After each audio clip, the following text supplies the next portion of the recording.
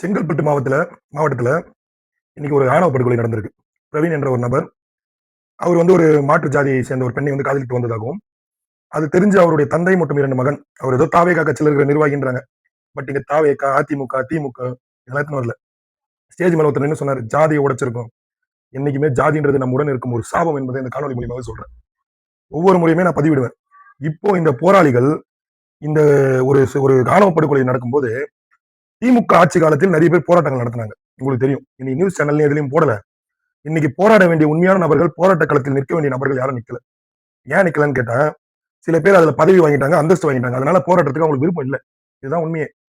எந்த ஆட்சி வந்தாலும், இந்த ஆணவ படுகொலை செய்றவனுங்கள ஒரு 2, 3 வாட்டி வச்சு ரோட்ல நிக்க வச்சு சொல்லணும். அது என்னடா ஒரு ஜாதியோட நம்ம ஜாதி தான் மேல் ஜாதி, கீழ் ஜாதி, உயர்ந்த ஜாதி. இதெல்லாம் எங்கிருந்து தான் நீங்க இது பண்ணிட்டு வந்தீங்கன்னு தெரியல. நீ படிக்கும்போது மட்டும் நீ சொல்ல வேண்டியது தானே, என் ஜாதிக்காரன் மொத்தமே என் ஜாதிக்காரன் தான் நான் படிப்பேன். அரிசி கூட என் ஜாதிக்காரன் விளைய வச்சா தான் நான் சாப்பிடுவேன். எந்த ஹோட்டலுக்கு போனாலும், "டேய் நீ என்ன ஜாதிடா? நீ ஊத்துற ரசத்த நான் குடிக்க மாட்டேனான்னு" சொல்ல வேண்டியது தானே. மானங்கெட்ட ஜாதி பார்க்குறவனுங்கள கேட்கிறேன்.